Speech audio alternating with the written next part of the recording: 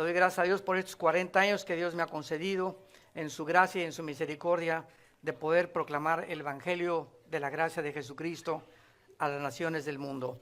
Abran sus Biblias, los que la traigan, en el capítulo 19 del Evangelio de Mateo. Los que no traigan Biblia, siéntense con un cristiano.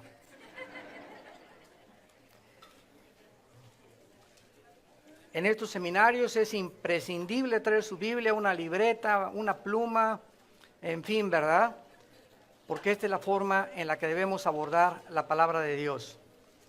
Muy bien. Es increíble los cambios que hubo en el mundo en el siglo XX. Un siglo donde brincamos del burro al motor de gasolina. Después de casi 4.500, 5.000 años del burro y del caballo, en 1902 los hermanos Wright, norteamericanos, hacen la primera tentativa de volar. 1905 Henry Ford estrena su carro modelo T que corría 25 kilómetros por hora. En 1929 Alejandro Fleming descubre la penicilina. 1945 Enrico Fermi y el doctor Oppenheimer alemán realizan la primera fisión del átomo, uranio 235 mezclado con plutonio, que son los elementos que forman la bomba atómica. 1954 el primer submarino. 1957 comenzamos a ver los Sputniks o los primeros satélites de comunicación. 1969 el hombre llega a la luna, y de 1969-70 que entra el internet con los satélites de comunicación, ya nada nos sorprende. Pero si, escuchen esto, si en el siglo XX hemos visto este avance impresionante de la tecnología y los descubrimientos científicos, es increíble que al entrar al siglo XXI, en el cual nos encontramos, los cambios se estén multiplicando mucho más rápido que en el siglo XX. Por ejemplo, en el 2015, Rusia y China envían tropas a Siria. Rusia lleva un acuerdo con Irán, y todas estas naciones que les voy a mencionar forman parte de las naciones que la Biblia profetiza que ocuparán el protagonismo antes de que el Señor Jesucristo venga. Todo esto para que nos demos cuenta en el momento tan importante que nos encontramos dentro de la sociedad. Turquía inicia su reislamización. ISIS amenaza establecer el califato y borrar la frontera entre Siria e Irak para quitar la monarquía de Jordania y Arabia Saudita y levantar o esperar al Mesías de ellos, que se llama el Mahdi, que supuestamente cuando el anticristo se levante, para el Islam será el Mahdi o el Mesías de ellos. Todo esto fue en el 2015. En el 2016, otro cambio. Arabia Saudita anuncia una coalición de 25 naciones para entrenar 350,000 tropas para ingresar a la guerra civil en Siria. Estados Unidos anuncia que respaldaría a Arabia Saudita. Putin anuncia que si esto es efectivo y eso hace Arabia Saudita, él comenzaría la tercera guerra mundial. En el año 2017, en el cual nos encontramos ahorita, el loco psicótico, paranoico, esquizofrénico de Kim Jong de Corea del Norte acaba de amenazar mandar esta semana o la próxima semana una bomba de hidrógeno en el océano Atlántico. Trump hace una semana amenazó el presidente de Estados Unidos que si este hombre lanza esta bomba de hidrógeno y la explota en el Atlántico, inicia la guerra contra Corea del Norte. Si Estados Unidos le contesta a Corea del Norte, va a entrar China, va a entrar Rusia, va a entrar Irán, y esto es el mundo en el cual nos encontramos viviendo. Estamos y somos la primera generación, damas y caballeros, familia de Dios, en tener el suficiente explosivos y poder nuclear para destruirnos en un minuto. Estados Unidos tiene el presidente un portafolio que contiene los códigos de las bombas atómicas. Si Corea del Norte lanza un misil contra Estados Unidos o Rusia lanza un misil, tardaría 32 minutos en llegar a Estados Unidos, lo detectarían los satélites. Pero el portafolio, 27 minutos, pero el portafolio que trae el presidente Trump tarda 32 minutos en abrir el portafolio, apretar los códigos, lanzar los códigos a los transatlánticos y a los buques de guerra que tienen los Tomahawk y a los submarinos, y poder ingresar tanto la marina como los soldados en la guerra. O sea, habría 4 minutos de retraso en los que el misil llega para que Estados Unidos pudiera reaccionar. Y de acuerdo a la Biblia, qué curioso y qué interesante que Estados Unidos no figura en las naciones que van a ocupar el protagonismo antes de la venida de Jesucristo. Nos encontramos en un mundo incierto. Nunca jamás los sistemas filosóficos, ideológicos como el comunismo, el fascismo, y todos los que prevalecieron en la Segunda Guerra Mundial, como fueron el fascismo, el nazismo, el comunismo, el pluralismo, el darwinianismo, y todas estas ideologías se están derrumbando hasta dentro de nuestros ojos. Es increíble, ¿verdad? Yo pertenecía al Partido Comunista en México antes de ser cristiano, y en mis tiempos ser comunista era ser ateo. Tú no podías ser comunista y ser ateo. Ahora el comunismo se desbarató. Desde que en 1989 el presidente Mikhail Gorbachev se presenta en el Vaticano con el Papa Juan Pablo II para anunciar que el comunismo había fracasado en la Unión de Repúblicas Socialistas Soviéticas. ¿Por qué? Porque sacaron a Dios y porque, en segundo lugar, se habían aislado del capitalismo. Ahora el comunismo ya desapareció. Chávez, antes de morir, el expresidente de Venezuela, va y se confiesa con el Papa en Cuba para que le eche la bendición. Por si las moscas, como dijo él, no sea que sea cierto y que realmente Dios exista. O sea, es una payasada todo lo que estamos viendo a nuestro alrededor. No hay valores, no hay ideologías, no hay verdades absolutas. Vivimos en un mundo incierto, un mundo relativista, un mundo donde tú tienes tu verdad, yo tengo mi verdad, y es impresionante que después de más de 4.500 años tengamos este libro que se llama la Biblia, con los registros más antiguos de genética, de antropología, de psicología, de biología, de química, de física y de cualquier otra disciplina académica que ustedes me quieran mencionar. Aquí tenemos un libro que tiene todas las respuestas, y cuando la ciencia descubre algo, siempre acaban diciendo, y la Biblia tenía razón. Pero más que cualquier otra cosa, la Biblia es un libro donde encontramos de dónde venimos. Como el ser humano no sabe de dónde venimos, pues han especulado, hipotetizado, filosofado. Pues tal vez es increíble que este doctor Crick, que en 1954 descubre la hélice del ADN, del ácido desoxirribonucleico, y que le hayan dado el premio Nobel de la Medicina en 1954, ¿saben ustedes qué contestó este hombre increíblemente capaz y inteligente en todo lo que es el descubrimiento de la biología? Cuando le preguntaron, ¿de dónde cree usted que el ser humano apareció? El doctor Crick dijo lo siguiente: tal vez vinieron los extraterrestres y sembraron semillas en el mundo y aparecimos nosotros. Impresionante de un hombre que tenga un premio Nobel de Medicina, pueda tener una capacidad tan limitada para ni siquiera poder en su imaginación decirnos realmente de dónde venimos.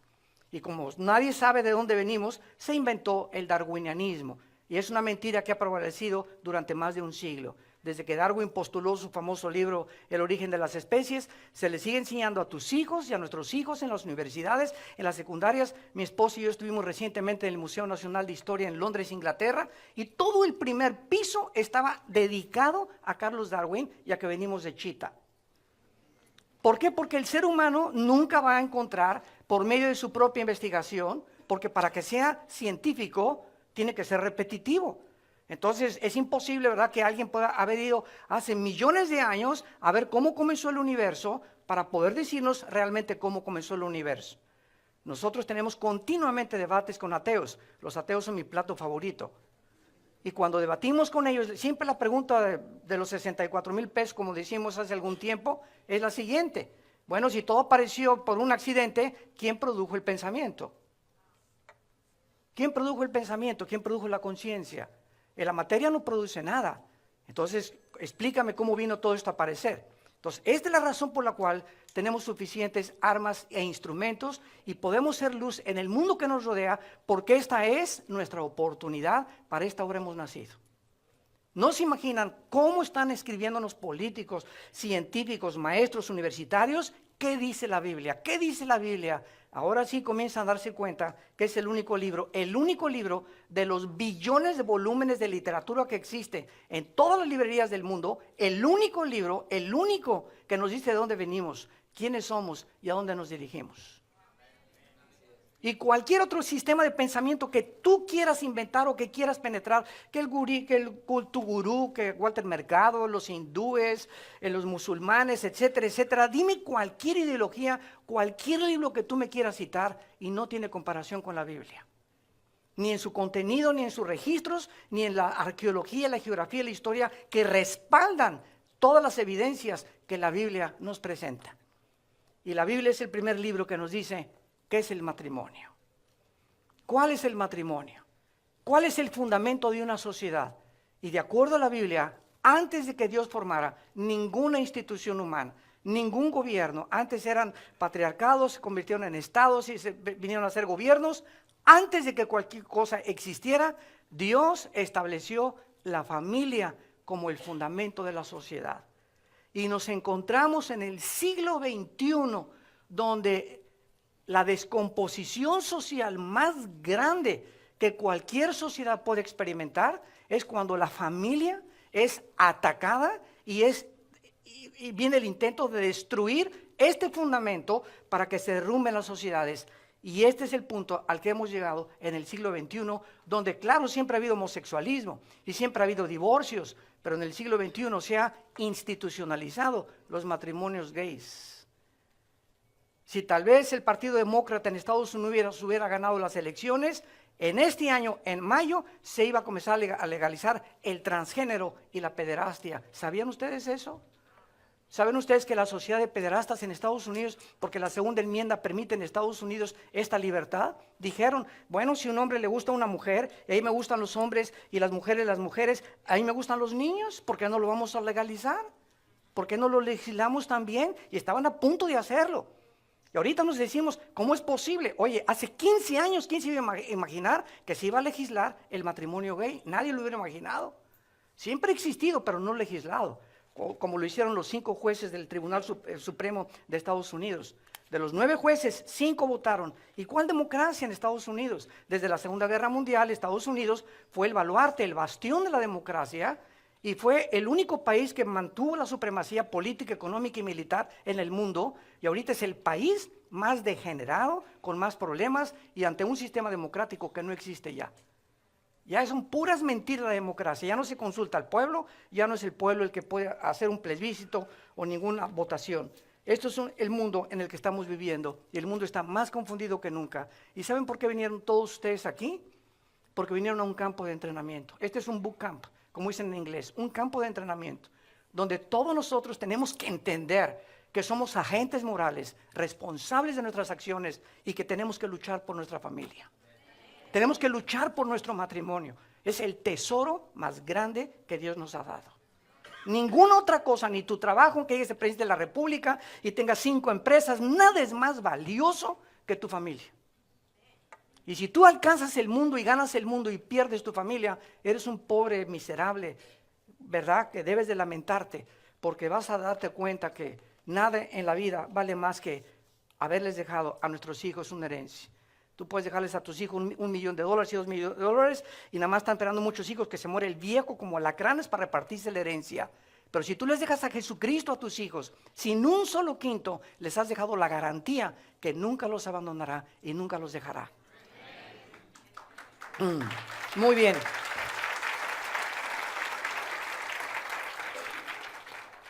En este pasaje de Mateo capítulo 19, vamos a la lectura de los versículos 1 al 12, porque van a ser la base de nuestro estudio en estos días que vamos a reunirnos alrededor de la palabra de Dios. Aconteció que cuando Jesús terminó estas palabras, se alejó de Galilea y fue a las regiones de Judea, al otro lado del Jordán. Y le siguieron grandes multitudes y lo sanó allí. Entonces vinieron a él los fariseos, tentándole y diciéndole, ¿es lícito al hombre repudiar a su mujer por cualquier causa? Él respondiendo les dijo, ¿no habéis leído que el que los hizo al principio, varón y hembra los hizo? Y dijo, por esto el hombre dejará a su padre y madre y se unirá a su mujer y los dos serán una sola carne. Así que no son ya más dos, sino una carne, sola carne. Por tanto, lo que Dios juntó, no lo separe el hombre. Le dijeron, ¿Por qué pues mandó Moisés dar carta de divorcio y repudiarla? Él les dijo, por la dureza de vuestro corazón, Moisés os permitió repudiar a vuestras mujeres, mas al principio no fue así. Y yo os digo que cualquiera que repudia a su mujer, salvo por causa de fornicación, y se casa con otra, adultera. Y el que se casa con la repudiada, adultera. Le dijeron sus discípulos, si así es la condición del hombre, con su mujer no conviene casarse. Entonces él les dijo, no todos son capaces de recibir esto, sino aquellos a quienes es dado. Pues hay eunucos que nacieron así del vientre de su madre, y hay eunucos que son hechos eunucos por los hombres, y hay eunucos que asimismo se hicieron eunucos por causa del reino de los cielos. El que sea capaz de recibir esto, que lo reciba. Hace algunos años todavía algunas familias se mantenían unidas de muchas formas. Y aunque siempre en la historia ha habido divorcios y pleitos y separaciones ocasionalmente, nunca a partir de 1950, después de la Segunda Guerra Mundial, en Estados Unidos en 1950 el 3% de las mujeres trabajaba, el 3%. En 1960, casi una década después, brincó al 30%. O sea, y comenzamos a ver en la década de los 60, mataron al presidente Kennedy. En la década de los 60 mataron a Martin Luther King. En la década de los 60 apareció Elvis Presley, aparecieron los Beatles, apareció el movimiento de la revolución sexual en los 60, aparecieron los grupos de rock satánicos, Judas Priest, Rolling Stones, Motley Crue, etcétera, etcétera. Y esta década de los 60 se está considerada también cuando los Beatles, el famoso grupo inglés, fue a la India con los gurús, regresaron a Inglaterra y confesó John Lennon que fumaban marihuana.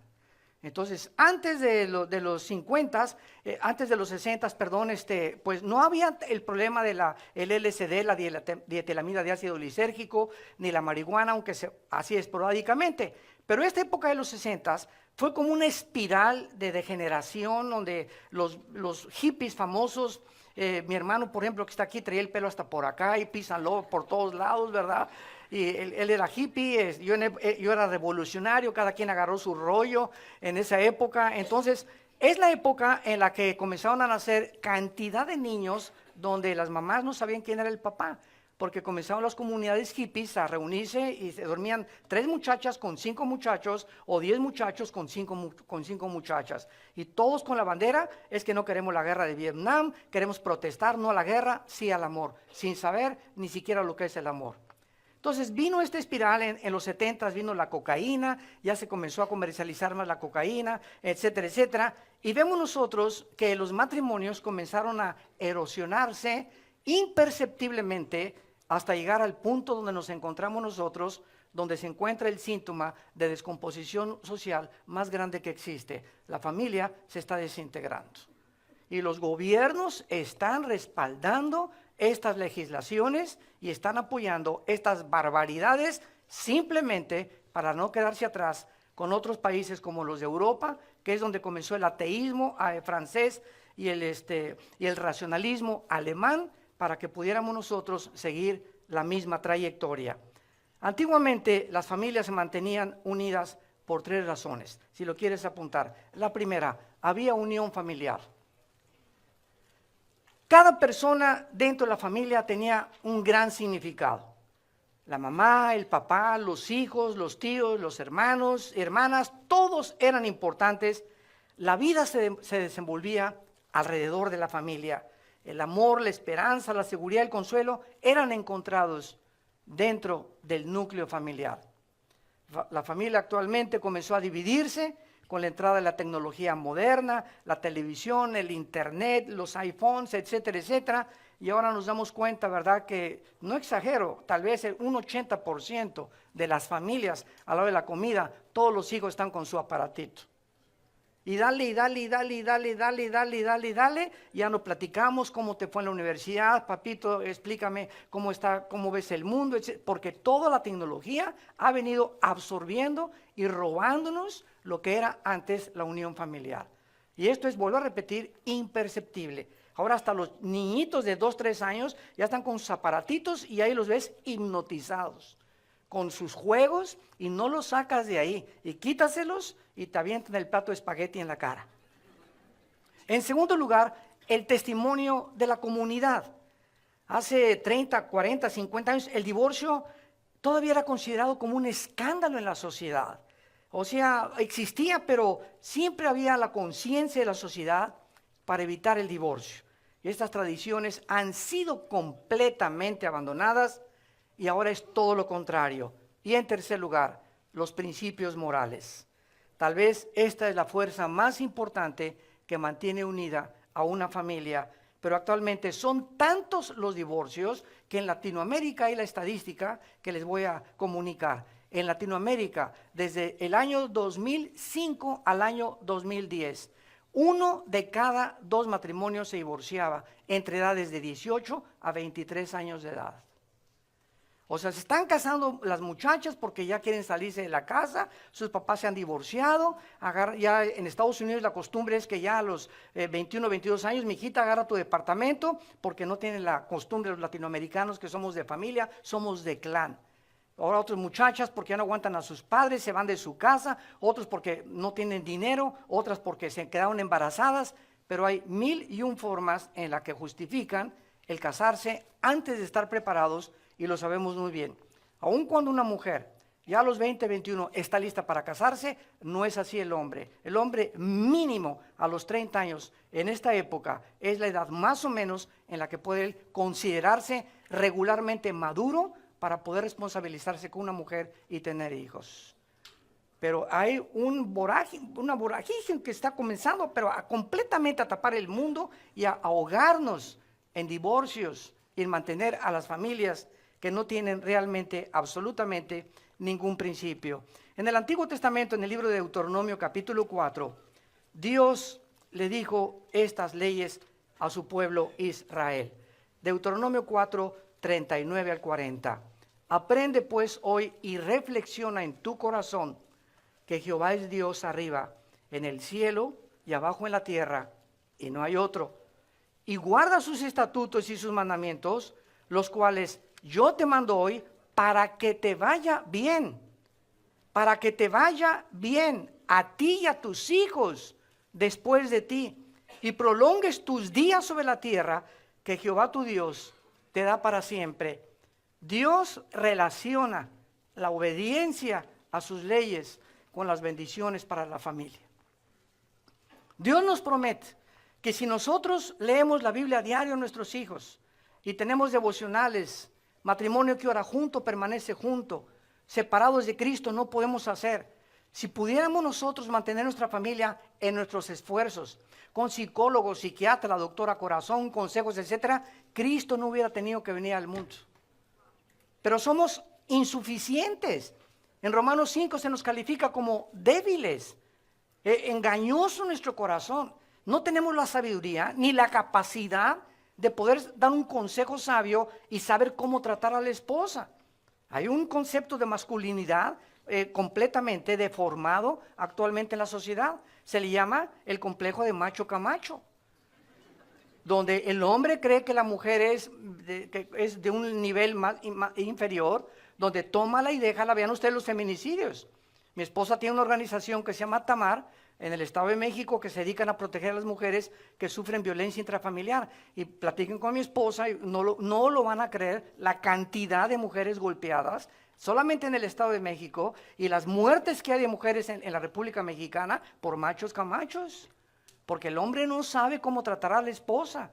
Y se van con cualquier muchacha más joven y la dejan embarazada y con los hijos, y la muchacha pues no ha acabado la carrera y no tiene cómo defenderse, y el hombre se aprovecha de la influencia que tiene y el poder que tiene en convertirse en un dictador de su casa. Y en estos seminarios vamos a poder educarnos y poder entender que no es la forma en la que Dios va a tratar con tu familia.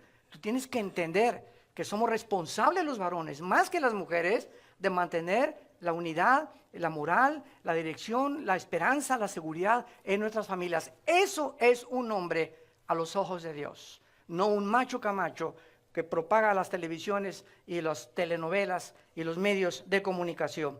Como cristianos tenemos solamente dos opciones. Recuérdalo durante toda tu vida: seguir la corriente del mundo o seguir los principios de la palabra de Dios. Cuando Josué iba a abandonar completamente ya a Israel, en el capítulo 24, versículo 14 y 15, Josué le dijo estas palabras a Israel para que pudieran decidirse, y son las palabras que Dios te habla a tu corazón hoy mismo también. Ahora pues, teman a Jehová, sírvanle con integridad y en verdad, quiten de entre ustedes los dioses a los cuales sirvieron vuestros padres al otro lado del río en Egipto, y sirvan a Jehová. Y si mal les parece servir a Jehová, escojan hoy a quién quieren servir.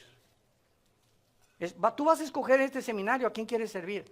Vas a decidir tu vida. Y escúchame, cada decisión que tú hagas cuando salgas por esa puerta, o el domingo que regreses a casa, o la semana que entra, la decisión que tú tomes en este seminario va a determinar, como tú no tienes idea, el futuro de tu familia y tu propia vida. Porque no estamos aquí por coincidencia. Dios quiere sacudir y quiere hacernos reflexionar, y así sacudirnos y mostrarnos que tenemos una sola vida. Una sola vida para poder decidirnos qué vamos a hacer con Jesucristo. Escoge hoy a quién quieres servir. Si a los dioses a quienes sirvieron tus papás cuando estuviste en otros lados, o a los dioses de los amorreos, pero yo en mi casa serviremos a Jehová. Ojalá que esa sea la decisión que tú puedas tomar cuando tú te encuentres aquí. Regresamos a nuestro pasaje de Mateo y veamos algo interesante en estos primeros versículos 1 y 2. Aconteció que cuando Jesús terminó estas palabras, se alejó de Galilea y fue a las regiones de Judea al lado del Jordán. Galilea era la región del norte de Israel. Esto es muy importante porque en Galilea estuvo Cristo 2 años. Y cuando esta narración toma lugar, nos está mostrando el Espíritu Santo que después de 2 años de estar en Galilea, y los galileos habiendo rechazado a Jesús y habiendo rechazado la luz, Jesús en el último año de su ministerio se comienza a dirigir al sur de Israel. En otras palabras, Judea se encontraba Jerusalén. Entonces vemos que Jesús desciende del norte geográficamente de Galilea y comienza a bajar hacia la cruz. Jesús sabía perfectamente bien el día y la hora en que él iba a morir. También lo sabía que en la última cena les dijo a los discípulos: esta es la última noche que tomo con ustedes el vino y el pan. Él sabía que al otro día, a las 3 de la tarde, iba a colgar, crucificado y muerto, en lugar por nuestros pecados. Es el único personaje en la historia que tenía conciencia exacta de los días que tenía exactamente para poder ministrar a su Padre. Entonces Jesús ahora comienza a dirigirse hacia la cruz, hacia abajo. Y es interesante, vamos a recordar esto, porque en esta región de Judea, Juan el Bautista había estado ministrando anteriormente. Y sabemos nosotros, veamos rápidamente aquí en Mateo capítulo 14, que Juan el Bautista reprendió al rey Herodes, porque el rey Herodes se estaba metiendo con su cuñada. Y cuando los fariseos, por eso vamos a entender el pasaje, cuando los fariseos comienzan a atacar a Cristo en el pasaje que nos encontramos, es precisamente porque los fariseos sabían que en la región de Judea, a donde Jesús estaba descendiendo, en el sur de Jerusalén, ahí es donde el rey Herodes había matado a Juan el Bautista, y ahora los fariseos le tendían una trampa a Cristo preguntándole acerca del divorcio, para que el rey Herodes oyera también que Jesús hacía lo mismo que el Bautista, y de esta forma que el rey Herodes lo pudiera matar. Dice en Mateo capítulo 14, en aquel tiempo Herodes, el tetrarca, oyó la fama de Jesús y dijo a sus criados: este es Juan el Bautista, ha resucitado de los muertos. Y por eso actúan en él estos poderes. Porque Herodes, versículo 3, había prendido a Juan y le había encadenado y metido en la cárcel por causa de Herodías, mujer de Felipe su hermano, porque Juan le decía: no te es lícita tenerla. Entonces, ¿por qué mató Herodes a Juan el Bautista cuando el mismo Herodes le gustaba escuchar la palabra de Dios? Como hay millones de personas que les gusta, van a la iglesia el domingo, pero nunca vienen a los seminarios, nunca se deciden y se mueren en sus pecados y se van derechito al infierno. Tú puedes burlarte todo lo que quieras y despreciar todo lo que quieras, pero quiero decirte que Dios te ama. Dios te ama y de tal manera nos ha amado Dios que nos ha dado a su Hijo unigénito.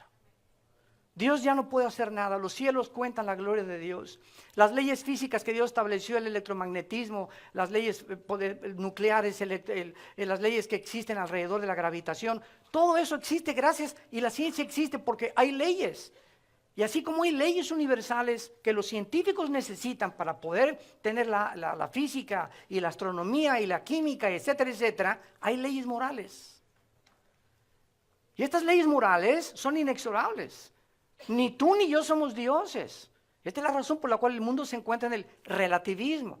Tú dices tu verdad, esa es mi verdad. ¿Sabes una cosa? Si no tuviéramos un parámetro, si no tuviéramos un código de ética y de moral, pues cada quien que haga lo que bien le parezca ante sus ojos.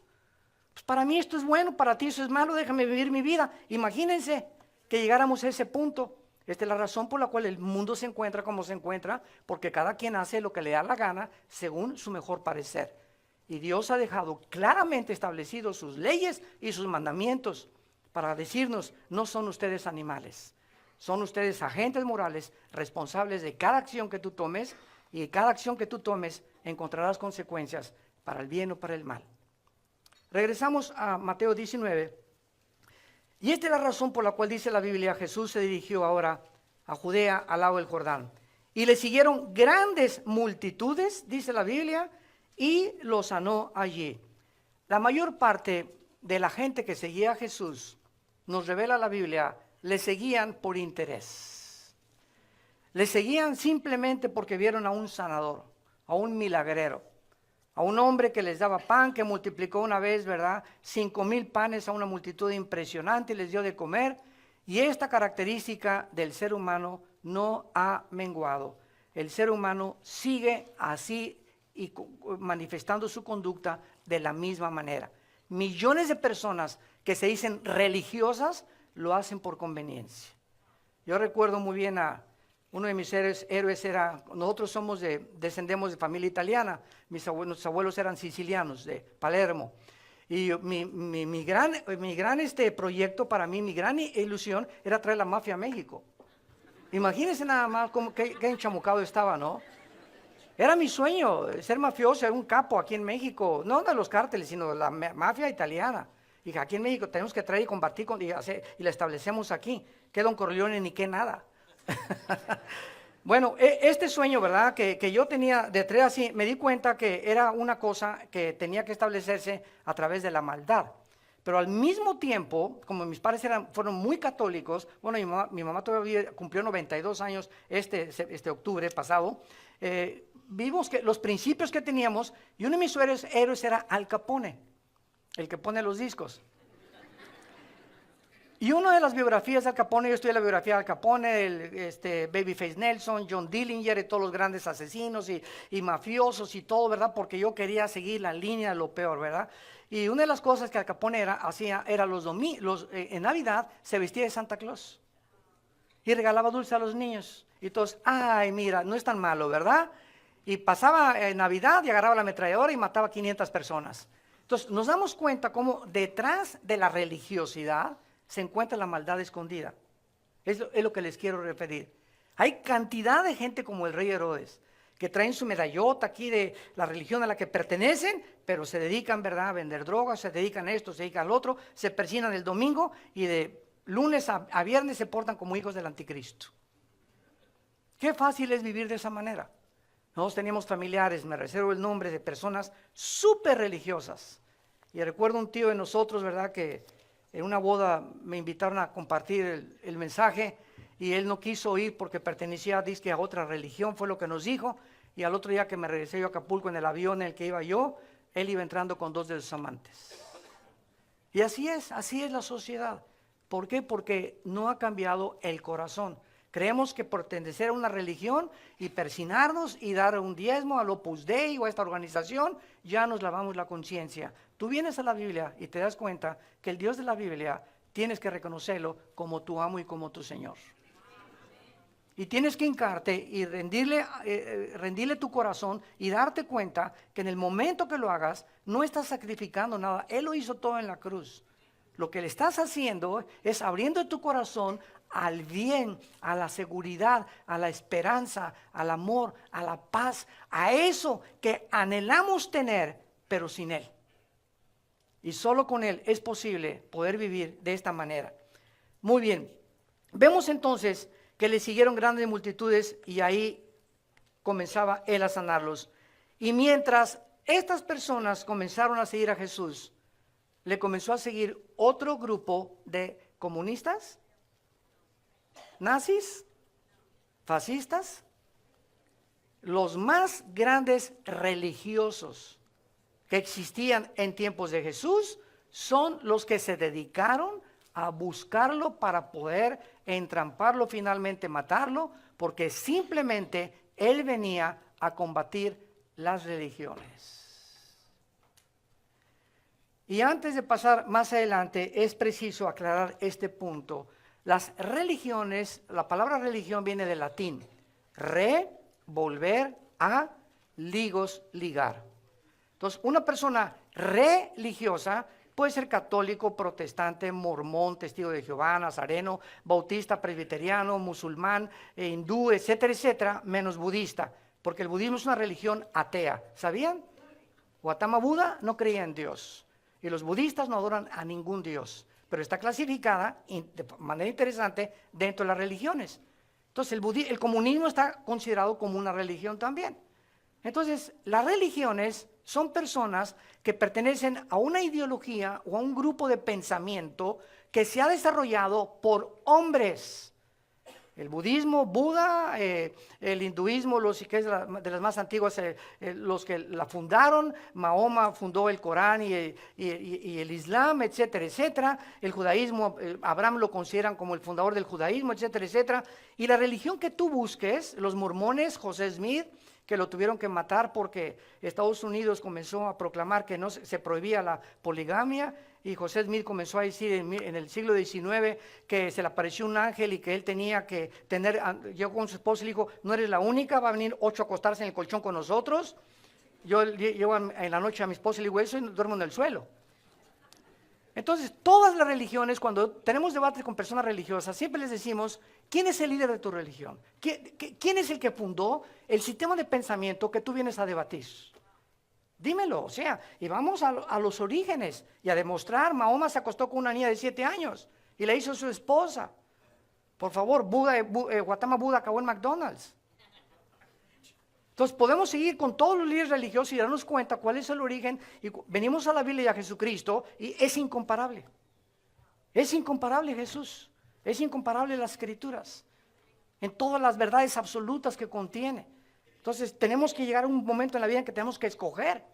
Por eso el cristianismo no es una religión. Apunta a eso. El cristianismo es una relación personal, viva, orgánica, dinámica, con alguien que vive, que existe, que a los 3 días se levantó de los muertos, que nos dijo que Él era el camino, la verdad y la vida, la resurrección y la vida, y que nos ofrece sus manos taladradas por los clavos y su cabeza llena de sangre en la cruz, y nos ofrece Él pagar una cuenta que tú tenías y que yo tengo de pecado, y que nunca nuestras buenas obras lo iban a poder pagar.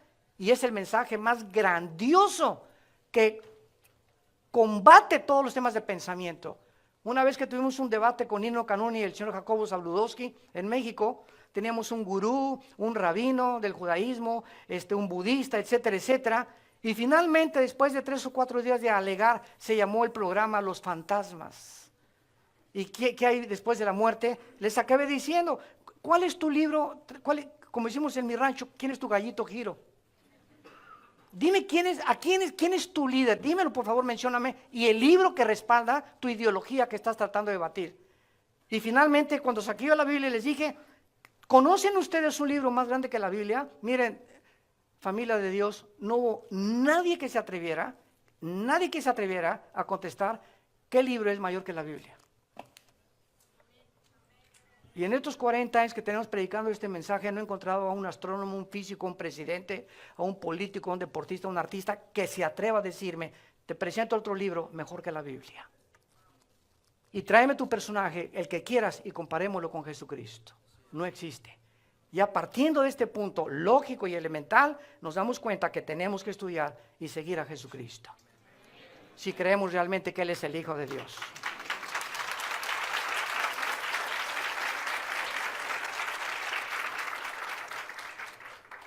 Versículo 3, Mateo 19. Entonces vinieron los fariseos tentándole y diciéndole, ¿es lícito al hombre repudiar a su mujer por cualquier causa?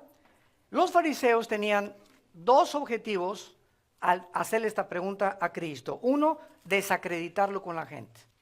Siempre estuvieron buscando la manera de arrinconarlo y cuando Jesús contestaba, los dejaba con la boca callada y siempre decían, pues nos va a contestar azul o negro o blanco o negro y les contestaba, no, es gris.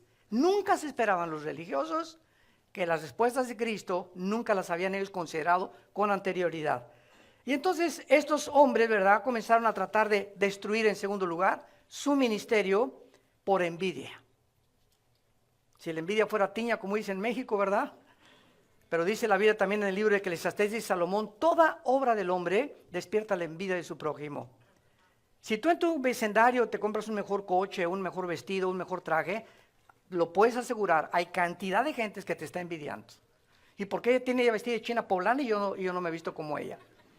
¿Y por qué este está de charro, verdad? Yo ando todavía aquí todavía con garras. ¿O por qué se compró ese Mercedes-Benz y yo todavía ando en bochito? La envidia es el origen por el cual Caín mató a Abel. Y es el pecado, la envidia, por lo cual los fariseos crucificaron a Cristo. Que es siempre estar deseando lo que no tenemos y a esas personas comenzar a juzgarlas de una forma completamente equivocada. Miren, les voy a decir una grande verdad. Cuando estaba yo en el comunismo, una de las cosas que nos habían entrenado era que Estados Unidos era imperialista. Y cuando tú oyes a Chávez y compañía y comunistas, el imperialismo, ¿sabes lo que es un imperialista? Vamos a comenzar a definir términos.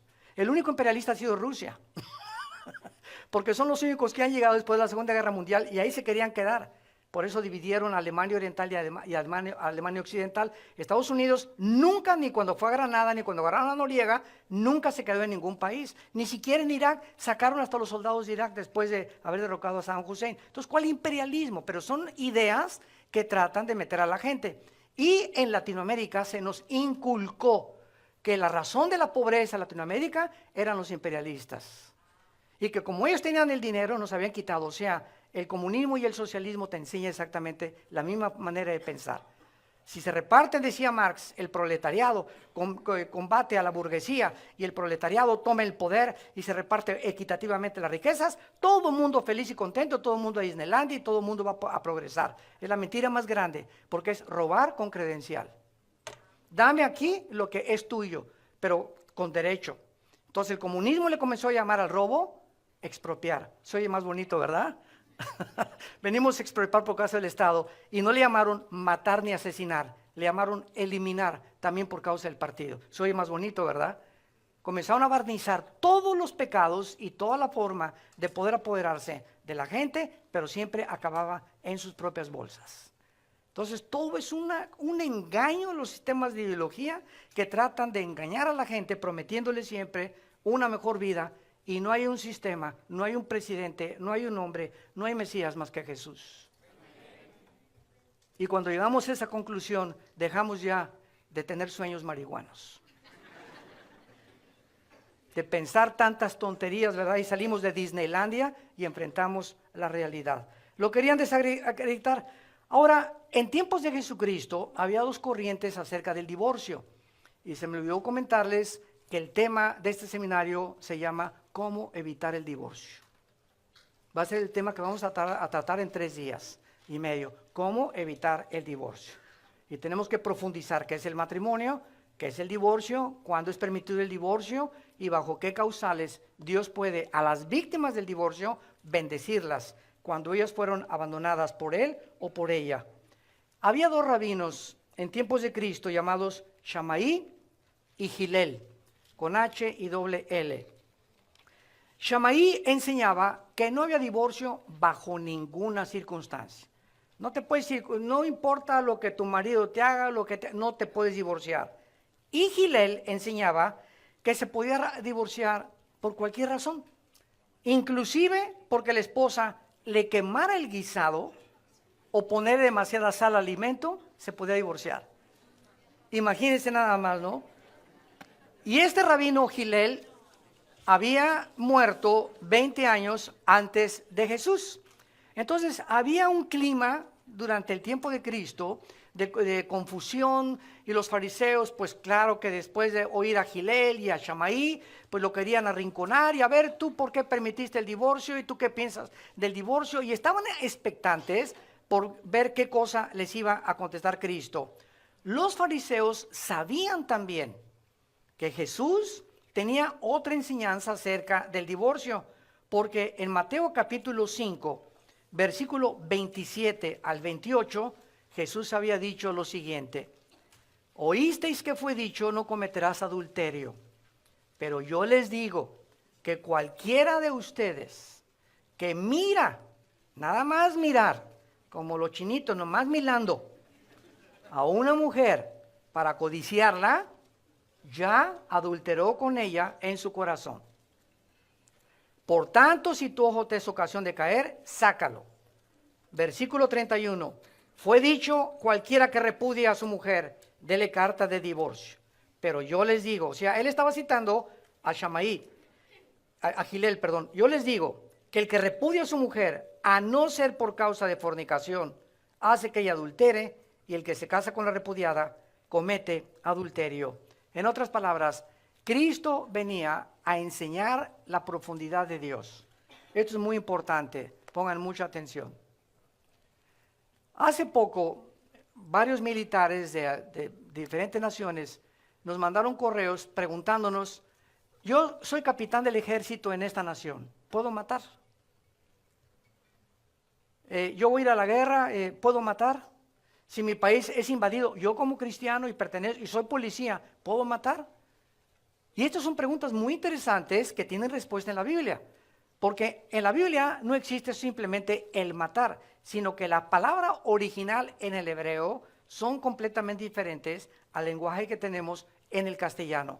En la Biblia, cuando en Éxodo dice no matarás, significa con alevosía, con ventaja y con planeación y premeditación.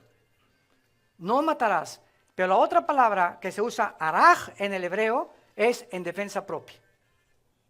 Entonces, si alguien entra a mi casa y yo soy policía, por ejemplo en Estados Unidos, donde mi esposo y yo vivimos en Dallas, y llegamos a una localidad que está muy alejada de la ciudad de Dallas, donde tenían todos los rancheros sus ranchos, y lo primero que me dijeron cuando llegamos a esa colonia es que yo necesitaba tener armas en mi casa. Yo nunca he tenido armas.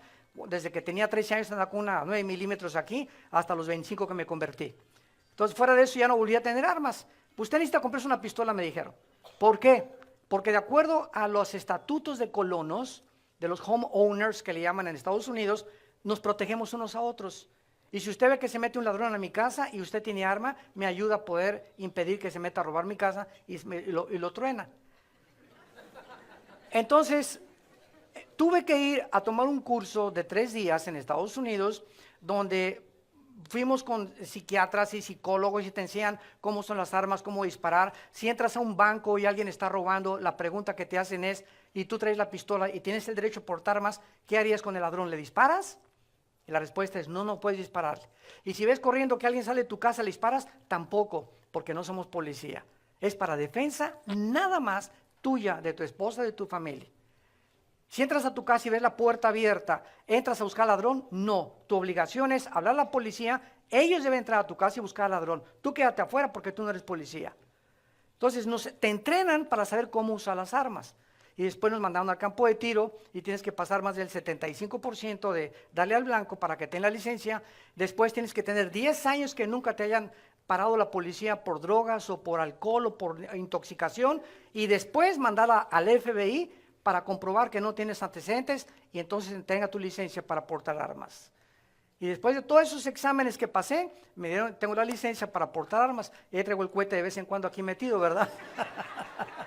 No, no es verdad, ya casi no la tengo ahí en la casa, ¿verdad? Pero no y me gusta disparar al blanco de esas cosas. Pero a lo que voy es lo siguiente, si yo tuviera la oportunidad en la que llegan a mi casa 2 ladrones y entran al cuarto de mis hijas, ahí sí puedes matar al ladrón. Y tiene que ser de frente y si está armado, para que puedas defenderte en defensa propia. Entonces, la Biblia permite matar en defensa propia y ya no es asesinato, es quitar la vida en defensa de tu familia. Entonces, los soldados y los policías que van a la guerra no están asesinando. Carijo, chino, solita, ta. Bueno, si lo haces con esa intención, entonces sí. Pero si lo haces por defensa, no puede ser. Entonces, Cristo viene a explicarnos eso. ¿Puedes tú adulterar cuando te acuestes con una mujer? No. Simplemente salir ahorita a la playa y hacerle así un bikini, monitorearla y más filmarla, estás filmándola aquí, ahí te queda, ¿verdad?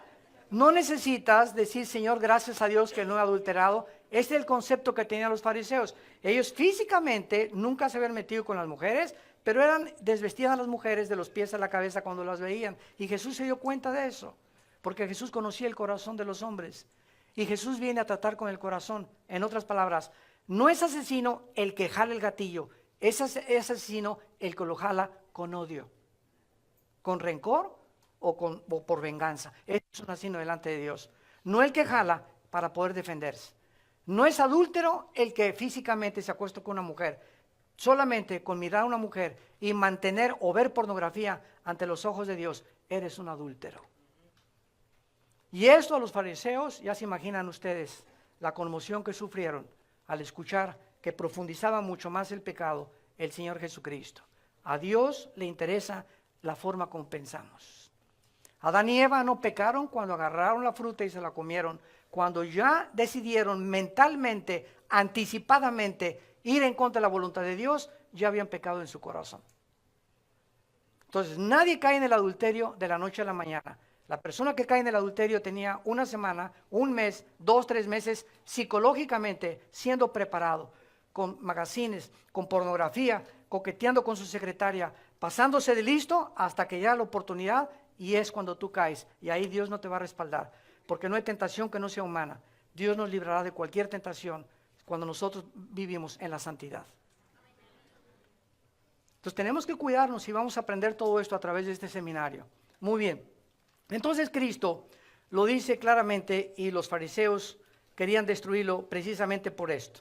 Ahora bien, la respuesta de Jesús, ¿cuál fue? Regresamos a Mateo 19. Él respondiendo, versículo 4, les dijo: ¿no habéis leído que el que los hizo al principio, varón y hembra los hizo?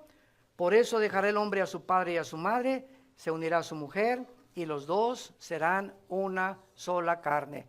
Mañana en la mañana vamos a ver y analizar profundamente la respuesta de Jesús. Padre, te damos gracias en esta tarde por tu palabra, porque son palabras fieles y verdaderas. Oh Dios, tú eres el único que puedes darnos vida, dirección, abundancia.